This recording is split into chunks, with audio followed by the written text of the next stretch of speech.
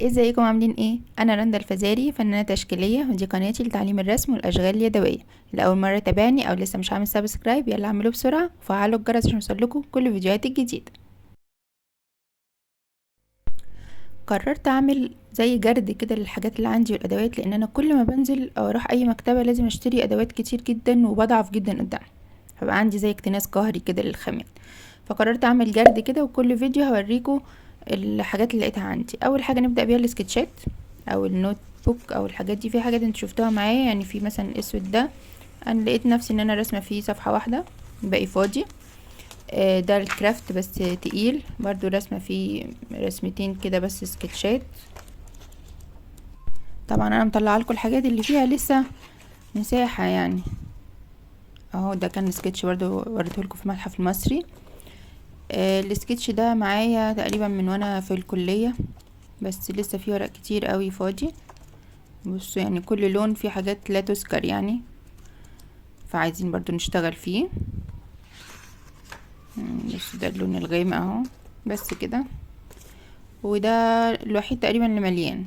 برضو اغلب الرسومات كده رسمناها مع بعض وموجودة كلها في فيديوهات على القناة.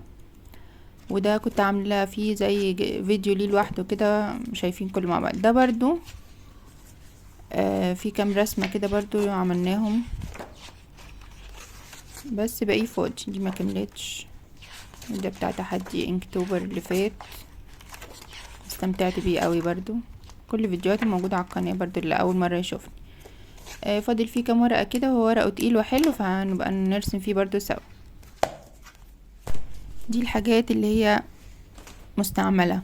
لقيت بقى في حاجات ما اتلمستش بقى، لسه جديدة خالص. بصوا يعني ما اتفتحتش. هنشوفهم بقى سوا، نشوف ايه اللي ينفع للرسم وايه اللي ما ينفعش. ده خشب، ورقه برضو كده فاضي بس خفيف. يعني هو الورقة نفسها تقريبا 80 جرام او حاجة، فخفيف ينفع للسكتشات بالحبر مثلا. كل حد عنده اقتراح يقول لي الاقتراح بتاعه. ده نفس الكلام بس كان عليه اسمي، كنت جايباهم من معرض الزهور.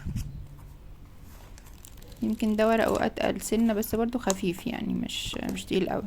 ما ينفعش طبعا ايه الوان مية ولا الماركر ولا الحاجات دي. ايه كمان؟ إيه ده؟ كنت جايبه لاختي برضو ورق اسود بس اتقل من اللي عندي بقى، ورقة تقيلة بس لسه ما خدتوش. الحاجات دي عايزه اقول لكم كنت ناسيها خالص يعني، او مركونه، بروح الاقي حاجات اروح مشاريه وراكنه جنبيها. ده تقليد كانسون، بس عايزه اقول لكم ورقه تقيل. شوف كام جرام. بصوا الورقه ينفع بقى يستحمل ده الوان ميه. كام جرام ده؟ 300 جرام. لا يستحمل الوان ميه واكوريل وكل الحاجات الجميله دي. ده بقى برضو هارد كفر كده، اشتريته برضو من معرض، مش معرض الزهور، معرض الشتوي بتاع الزهور برضو. حلو قوي وعجبني فيه ان الورق فيه تكشر، فيه ملمس كده او شعرات كده. شايفينه ولا مش باين؟ بصوا بحاول اقرب لكم كده، تحسوا ان فيه زي شعرات كده، زي الورق اللي هو الميكس ميديا. هو مش تقيل قوي برضو، بس ايه ممكن بقى نعمل فيه جورنال، نعمل فيه حاجات بالحبر. قولولي نعمل فيه ايه. ده برضو كان نفس الراجل تقريبا. بصوا الورق برضو نفس الحاجة، ميكس ميديا كده، او في مش عارفة اسمه يعني، بس هو في هحاول اشوف لكم صفحة باين فيها اكتر. ورقه مش تقيل بس عجبني الملمس الورق نفسه. اهو بصوا كده باين بقى الشعرات اللي فيه دي. عايزة كل واحد بقى يقترح عليا كل سكتش في دول نخصصه لحاجة معينة. قولولي كده كل سكتش نخصصه لايه عشان نعمل فيه. ده كان اخويا عملهولي برضو، كان مركون بقاله فترة. ده تلوين وكتابة، جزء كتابة وجزء تلوين عليه اسمي. في بقى لقيت نوتات كده صغنونة نفتحها مع بعض نستكشف. انا كنت جايبة ايه برضو حلوة قوي يعني. انا بحب اشتري الاندكسات دي او النوت بوك دي. بصوا طلع منقط بقى، انا كنت شاريه عشان منقط. برضو حلو، ينفع برضو حاجات كتير. يلا اللي بعده ده برضو بصوا لونه جميل قوي. الواحد بس ايه اوقات بيستخسر يكتب في الحاجات تقريبا او يستعملها، حاجة غريبة. حد زي كده ولا انا بس؟ ده مسطر عادي اهو ومعاه القلم بتاعه.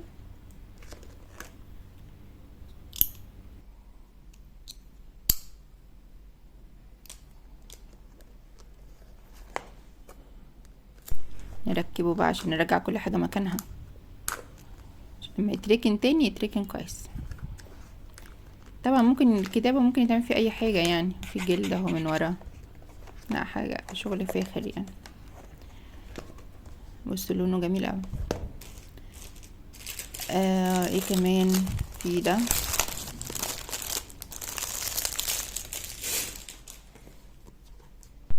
ده العادي بقى اللي هو فيه فواصل كده والكتابة، بس كبير يعني عدد الورق فيه كبير. في دي بقى دي مستعملة يعني، دي انا استعمل، دي اختي كانت جايبالي والقلم ده بصوا حلو قوي.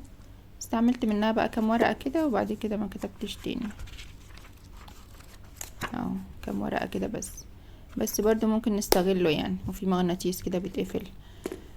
ده الحاجات اللي انا اكتشفتها. ممكن برضو لما اعمل بقى ابحث تاني هلاقي حاجات تانية برضو ما استخدمتش. قولولي بقى كل حاجة اعمل فيها ايه. عايزين نعمل كده سلسلة فيديوهات كده لكل حاجة. في افكار كتير في دماغي عايزة اعملها بس الكسل ده عدو الفنان بصراحة. جبت بقى كمان اخر مرة بقى نزلت فيها، اشتريت بقى شوية الشمع الحلوين دول. والتاب ده على فكرة حلو قوي، كنت بدور عليه بقى لي فترة. بيبقى شبه شفاف كده، بس مش بيسيب علامة في الورقة زي الوشي تاب، فلطيف اوي، كنت بستخدمه ايام الكلية كتير. اشتريت ايه كمان اخر حاجة؟ لام الحبر طبعا دي مش بستغنى عنها. مقاسات بقى كتير اهو، ده اهو بصوا عشان اللي بيسألني دايما بيسألوني على النوع اهو، والمقاس بيبقى مكتوب هنا، بيبقى مكتوب على الغطا كمان اهو. ده بقى كذا مقاس منه. انا عندي تقريبا يعني جبت المقاسات اللي خلصت من عندي يعني او اللي بدأت، ولقيت ده كمان قلت اجربه فابريكاسل وميديوم ومع استيكة، مش عارفه بيعملوا بيها ايه بس هو تخين يعني، قلت اجربه كده معاكم برضه. ارجو ان صوت البياعين ده ما يكونش طالع معانا في الفيديو. وده بقى برضو لقيته كده شيت مغناطيس متقسم كده مربعات، برضو شفت كذا فكرة ممكن نعملها بيه، او في دماغي برضو حاجات كده ممكن نستغله فيها ان شاء الله. تشوفوا في فيديوهات جاية ما تركنش جنب اخواته. وجبت كمان دي ممكن بقى مقلمة، حبيت اجرب ارسم عليها، استنى اوريها لكم.